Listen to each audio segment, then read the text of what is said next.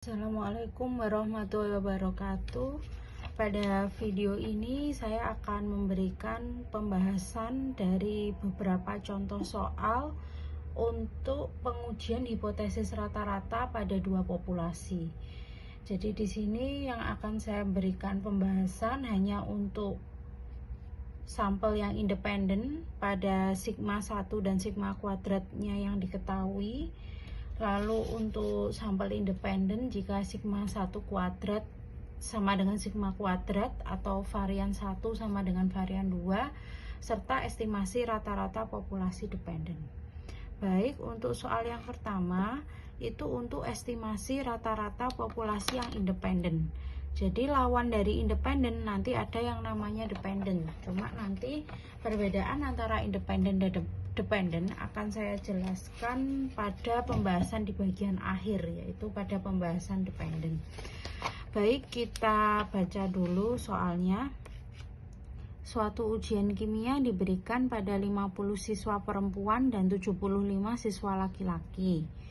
Siswa perempuan mencapai rata-rata 76 dan simpangan baku 6, sedangkan siswa laki-laki memperoleh rata-ratanya adalah 82 dengan simpangan baku 8. Ujilah apakah rata-rata nilai kedua jenis kelompok siswa sama, gunakan taraf signifikannya 5%. Baik, kita tulis dulu untuk yang diketahuinya. Jadi di sini sudah ada sigma 1 dan sigma 2 diketahui. Ini kan sudah diketahui simpangan baku. Simpangan baku itu adalah standar deviasi. Jadi untuk menjadikannya varian nanti tinggal kita kuadratkan. Oke, kita tulis dulu. Berarti di sini.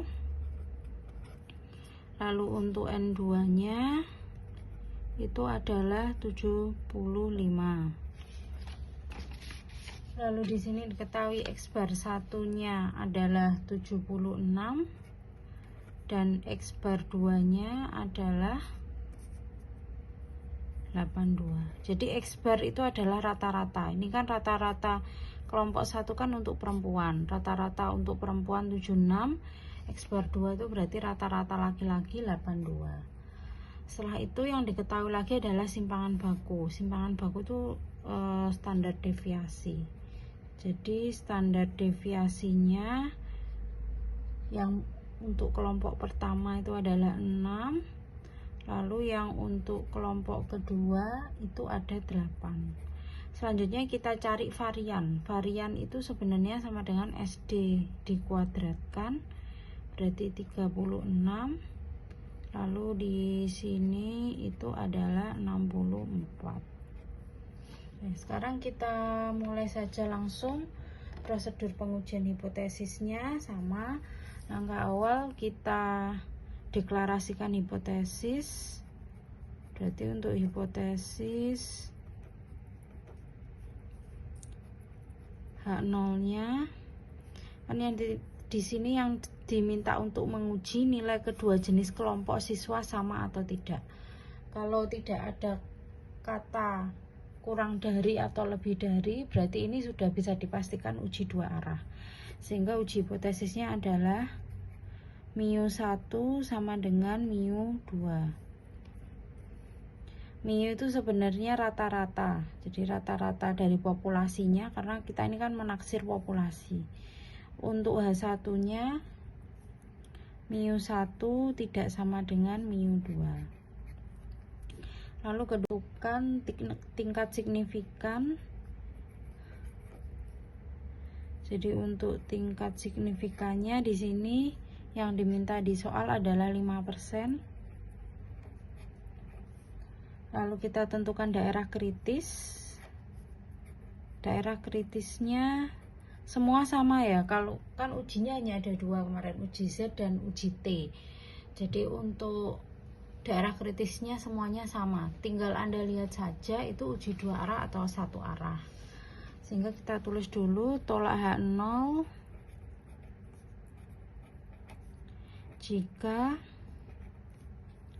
Z hitung tuh nanti Z hasil statistik uji kurang dari minus Z alfa per 2, karena kita pakai uji dua arah.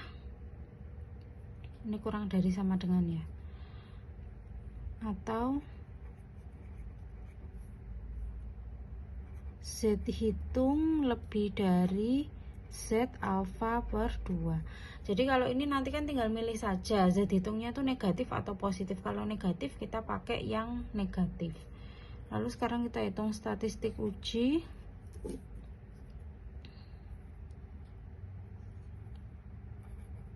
Statistik uji ini saya sudah tuliskan ya rumusnya, ini kita tulis ulang lagi aja. Z sama dengan X bar 1 min X bar 2 per sigma 1 kuadrat per N1 plus sigma 2 kuadrat per N2. Tinggal kita masukkan aja. X bar 1 nya itu adalah 76, berarti 76 minus 82 per sigma 1 kuadrat itu yang sudah dikuadratkan, berarti yang ada 36 ini 36 per N1 nya 50 plus 64 per 75.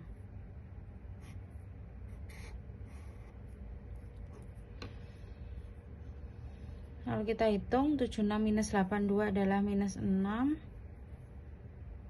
Lalu ini dihitung aja satu persatu. 36 bagi 50 itu 0,72. Kalau nanti Anda hitung pakai kalkulator, 64 per 75 itu adalah 0,85. Lalu tinggal kita akar.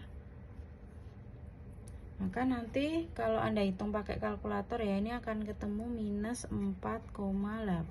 Ini kan tinggal Anda akar aja, habis itu dibagi. Ini kalau diakar hasilnya 1,25. Ketemunya minus 4,8. Berarti untuk Z hitungnya kita yang minus. Nanti untuk keputusannya kita pakai daerah kritis yang Z tabelnya itu minus. Sekarang kita tulis untuk keputusannya. Keputusannya berarti kita harus mencari Z tabelnya. Z tabelnya di sini kita cari yang minus. Pakainya alfanya 5%. 5% dibagi 2 itu ketemunya nanti adalah 0,025. Nanti kalau Anda hitung dengan menggunakan tabel ya, Anda cari maksudnya dengan menggunakan tabel, akan ketemu hasilnya adalah minus 1,96. Sehingga di sini keputusannya adalah tolak H0 karena Z hitungnya adalah yang ini minus 4,8, itu kurang dari sama dengan minus 0,196. Selanjutnya kita tulis kesimpulannya. Berarti untuk kesimpulan, karena tolak H0 kita lihat lagi hipotesisnya. Hipotesisnya adalah ini. Berarti bisa kita ketahui bahwa rata-rata untuk nilai kelompok 1, yaitu kelompok perempuan dan kelompok laki-laki tidak sama. Sebenarnya di sini yang kita fokuskan bukan rata-rata nilainya, tapi kita fokus efeknya. Di sini kan kita berarti menguji apakah gender laki-laki atau perempuan itu berpengaruh tidak terhadap nilai. Ternyata tidak. Karena untuk kelompok perempuan tidak sama dengan kelompok laki-laki. Berarti kita tulis kesimpulannya. Perbedaan jenis kelamin, saya tulis JK aja ya.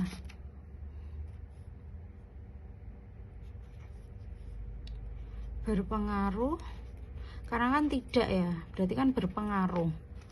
Jadi kan kelompok perempuan tidak sama dengan kelompok laki-laki, berarti ternyata perbedaan gender itu ada pengaruhnya.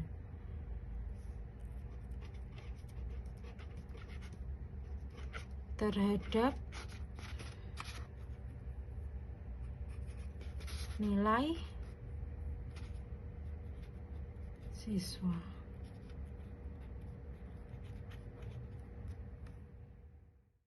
Baik, untuk soal berikutnya kita baca dulu saja soalnya.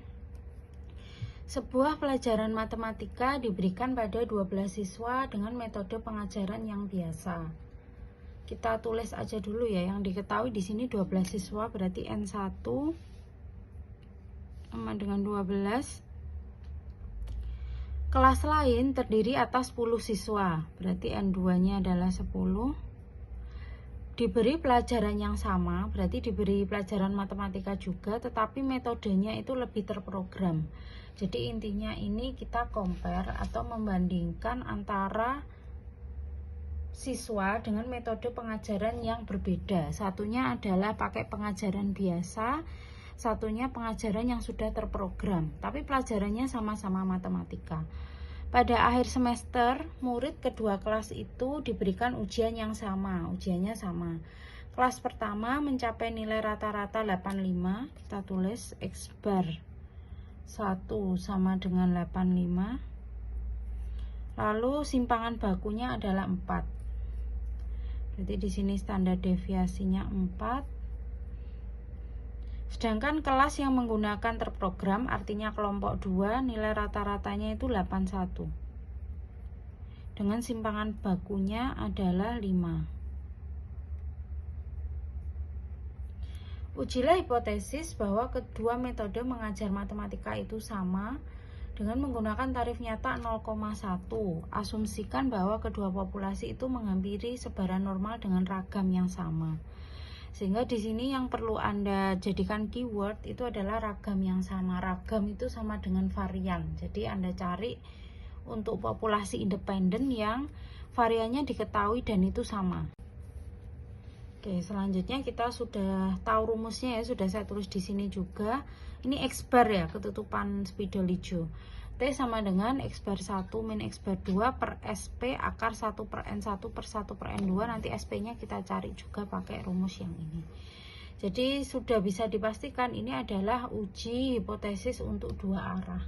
Karena tidak ada kata lebih dari atau kurang dari. Jadi nanti untuk kesimpulannya kita nggak akan bisa tahu mana metode yang lebih baik, apakah metode terprogram ataukah metode biasa, kita nggak tahu karena hanya menguji untuk sama atau tidaknya.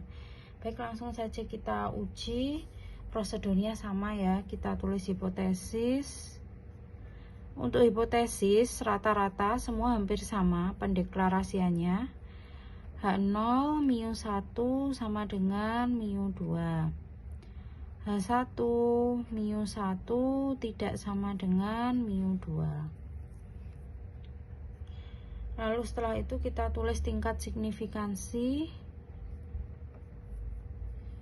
Tingkat signifikansi saya tulis signif gitu aja. Alfanya tadi yang dipakai adalah 0,1 di soal atau 10%. Lalu statistik uji.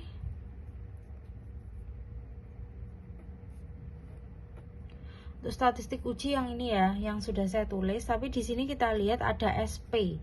X bar kan rata-rata, N kan jumlah. Berarti kita cari dulu SP-nya. SP itu yang ini. Oke, berarti SP kuadrat langsung ya. N1 minus 1. N1-nya adalah 12. 12 kurangi 1, 11. S1 kuadrat ini tadi belum kita kuadratkan. Kita kuadratkan dulu ya. S1 kuadratnya itu 16. Berarti S2 kuadratnya itu adalah 25. Berarti 11 dikali 16 plus N2 min 1, 10 kurangi 1, 9. S2 kuadratnya adalah 25. Oke, lalu N1 plus N2 berarti 12 tambah 10 minus 2. Oke, berikutnya tinggal kita kali aja. 11 kali 16 itu 176. 9 kali 25 225 per 20. Maka akan ketemu nilai dari SP kuadrat itu 20,05. Tapi Anda lihat di rumus statistik uji kita tidak butuh yang kuadrat, sehingga kita harus akarkan dulu. Akar dari 20,05 dengan bantuan kalkulator nanti Anda akan menemukan hasilnya yaitu 4,478. Selanjutnya kita langsung balik lagi ke statistik ujinya ya. Saya tulis di sini, berarti T sama dengan langsung X bar 1 min X bar 2, berarti 85 minus 81 per SP nya 4,478, 4,478, terus 1 per N1 1/12 ditambah 1/10.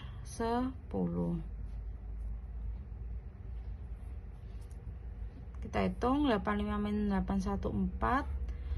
Terus ini langsung aja, ini kan tinggal Anda jadikan desimal. 1/12 itu nanti 0,083, 1/10 0,1, sehingga kalau dijumlah ini dulu kita tulis lagi 478 terus dikali ini, kalau Anda akar nanti hasilnya 0,428. Anda coba kalkulator sendiri, sehingga kalau nanti Anda operasikan pakai kalkulator ketemu T nya 2,087. Maaf, ini belum nulis daerah kritis ya, saya lupa tulis dulu di sini sebelum statistik uji ya. Daerah kritis itu kita akan menolak H0 jika, karena ini uji dua arah, berarti ada dua kemungkinan. Kita tulis semua walaupun udah tahu ini yang plus nanti. Jika T hitung kurang dari min T alfa per 2, df.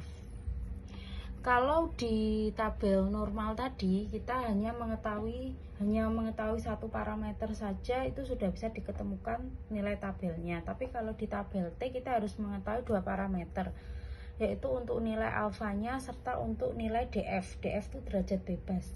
Jadi kalau ada beberapa buku itu dB, derajat bebas. Kalau df itu pakai bahasa Inggris degree of freedom, tapi sebenarnya artinya sama. Terus setelah itu ini atau T hitung lebih dari T alfa per 2, df. Untuk df nya nanti kita akan cari dengan rumusnya N1 plus N2 minus 2. Oke, setelah statistik uji kita tulis keputusannya. Jadi kita harus menemukan untuk T nya alfa per 2 nya berarti 0,1 dibagi 2 berarti 0,1 per 2 itu 0,05. Terus df nya kan ini N1 plus N2 min 2 berarti kan sama dengan ini kan, 12 tambah 10 min 2 20. Jadi silahkan Anda cari tabel T untuk uji dua arah, dimana df nya itu adalah 20, lalu untuk alfanya 0,05 karena 0,1 dibagi 2. Nanti akan ketemu hasilnya adalah 1,725. Saya nggak perlu menunjukkan cara mencarinya ya, di video sebelumnya sudah ada. Kita lanjutkan di sini 1,75, di sini 2,087, berarti lebih besar. Kita pakai yang ini, berarti tolak H0. Ini kan ini terpenuhi. T hitungnya 2,087, alfanya atau tabelnya pakai yang ini. Berarti terpenuhi.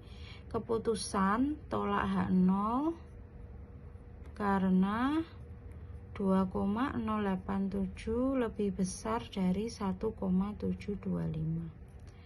Lalu untuk kesimpulan,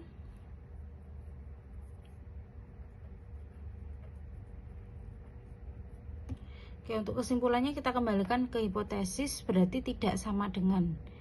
Berarti dari sini ternyata metode biasa hasilnya tidak akan sama dengan metode pengajaran. Berarti kesimpulannya ingat lebih ke efeknya.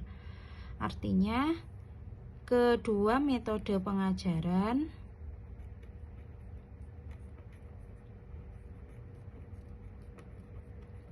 memberikan pengaruh atau memberi pengaruh gitu. Memberi pengaruh terhadap nilai rata-rata nilai siswa. Kan kok bisa tahu memberikan pengaruh? Karena tadi ternyata beda hasilnya ketika diuji, sehingga dia memberikan pengaruh, nilainya kan beda. Soal berikutnya sekaligus soal yang terakhir, kita membahas estimasi rata-rata populasi dependen. Di sini saya akan menjelaskan beda dari rata-rata populasi independen dan dependen adalah, Anda lihat lagi yang independen ya. Independen itu menguji dua kelompok yang berbeda, artinya objeknya itu benar-benar dua, yang diuji itu dua kelompok atau dua orang kalau misalnya kita pakai orang. Kalau dependen, dia itu menguji satu objek tapi diuji sebelum dan sesudah, sehingga bahasa singkatnya kalau saya bisa mengatakan dependen itu biasanya untuk pre-test dan post-test. Jadi objeknya satu tapi diuji dua kali. Tapi kalau yang independen ini benar-benar real, kelompoknya dua, yang diuji itu objeknya itu dua, sehingga berbeda. Oke, paham ya perbedaannya? Sekarang untuk estimasi rata-rata dependen, kita baca dulu soalnya.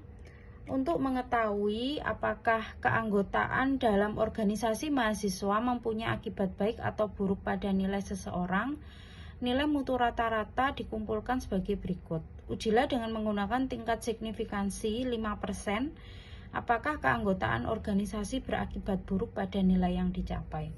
Jadi untuk kasus berikutnya ini dia ingin menguji apakah mahasiswa yang mengikuti himpunan gitu, misalnya mengikuti himpunan itu punya nilai yang lebih buruk, nilainya itu beda atau enggak. Kita belum bahas lebih buruk atau lebih jelek. Jadi di sini kita masih menguji apakah sama atau tidak ya. Kalau lebih baik atau lebih buruk kita belum menguji, karena tidak ada kalimat yang di soal menunjukkan itu, sehingga kita tetap pakai uji dua arah. Nanti kalau mau menguji satu arah itu berarti kita harus hasilnya ditolak dulu, karena kalau sama kan ya tidak perlu diuji ternyata kalau hasilnya sama. Baru kalau hasilnya ternyata memberikan perbedaan, kita masuk ke uji satu arah. Untuk uji satu arah langkahnya sama sih seperti yang di video saya kemarin. Oke, langsung aja kita mulai. Di sini udah ada nilainya ya. Untuk rumus statistik ujinya sudah saya tulis, D bar min mu. Mu itu kalau diketahui, tapi di sini nggak diketahui, per SD, SD simpangan baku, per akar N. D itu adalah selisih dari kedua kelompok ini, sehingga kita harus cari dulu untuk selisihnya. Tulis dulu di sini D gitu ya. Anda pakai kalkulator aja nanti biar cepat. 2 minus 2,2, ini 0,2, terus ini 0,1, ini minus 0,2, ini minus 0,2, lalu ini 0. Sudah, kita sudah temukan D. Terus ini kita belum nemu juga standar deviasi, berarti kita cari. Anda ingat-ingat lagi, rumus dari standar deviasi itu adalah sigma xi min x bar, ini dikuadratkan dulu baru dijumlah, per n minus 1 nanti diakar. Ini dikurangi dulu baru diakar. Berarti kita harus menemukan nilai x bar atau rata-ratanya terlebih dahulu. Baik, untuk mencari rata-rata Anda ingat ya, rata-rata itu adalah total, berarti total dari D dibagi dengan jumlah atau banyaknya D. ND, satu saja ND. Di sini D-nya kan ini sudah kita ketahui. Nanti kalau Anda total, ini minus 0,2 tambah 0,1 sampai terakhir ini akan ketemu minus 0,5.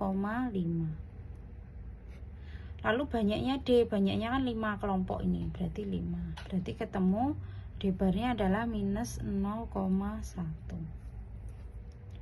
Selanjutnya untuk SD dulu itu XI min X bar, karena kita pakainya D, berarti DI min D bar.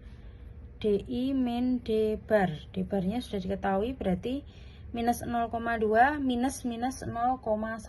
Nanti Anda hitung sendiri ya, akan ketemu di sini minus 0,1, ini 0,2, ini minus 0,1, ini minus 0,1, ini 0,1. Selanjutnya kita hitung, ini berarti kita kuadratkan dulu ya. Untuk kuadratnya saya taruh atasnya aja, DI min D bar dikuadratkan.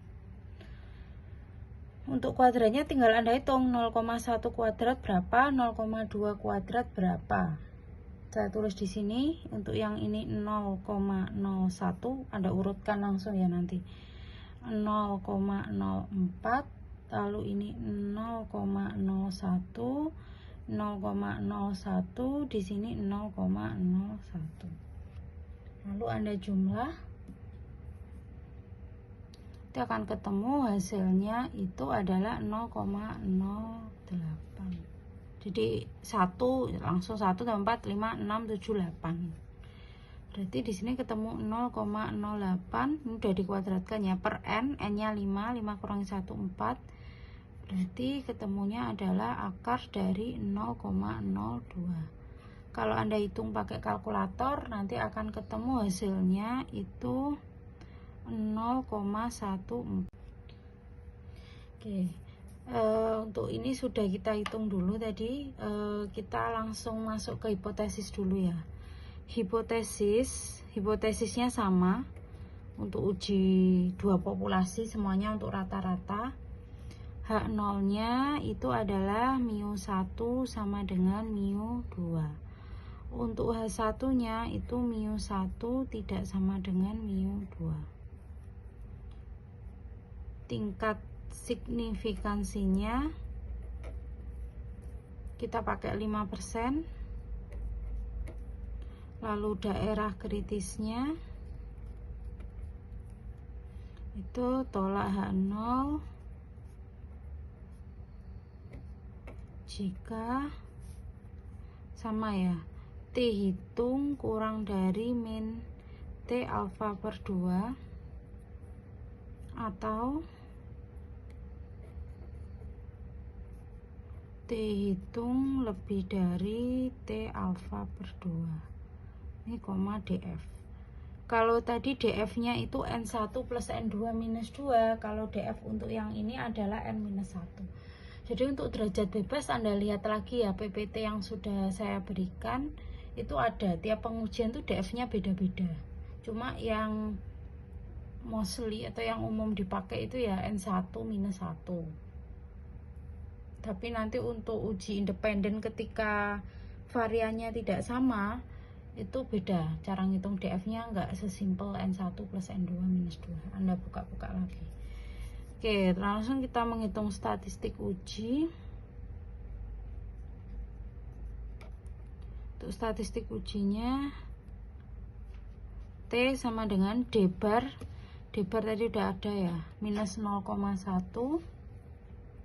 Min mu nggak diketahui di soalnya, berarti nggak usah kita tulis. SD nya 0,141 per 5. Jadi kalau Anda hitung pakai kalkulator ketemu hasilnya minus 1,58. Berarti kita di sini pakai yang daerah kritisnya yang ini ya, negatif ya. Berarti keputusannya, untuk keputusannya Anda cari, berarti T tabelnya adalah 0,05 bagi 2 itu 0,025. DF nya tadi N-1, berarti ini 0,025. Lalu untuk DF nya adalah 4. Nanti akan ketemu hasilnya di tabel itu adalah minus 2,776. Sehingga dari sini kita bisa simpulkan hasilnya adalah gagal tolak H0. Karena ini minus 1,58 lebih besar dari minus 2,776. Keputusan gagal tolak H0 karena minus 1,58 itu lebih besar dari minus 0,2776. Kan ini tidak memenuhi syarat ini, harusnya kan ini kalau dia mau menolak H0, dia tidak memenuhi. Sehingga kesimpulannya, ternyata mahasiswa yang masuk himpunan dengan mahasiswa yang tidak himpunan itu punya nilai yang sama. Sehingga kita bisa tuliskan keanggotaan organisasi saya tulis gini ya, bagi mahasiswa tidak memberikan pengaruh berarti pada nilai yang dicapainya.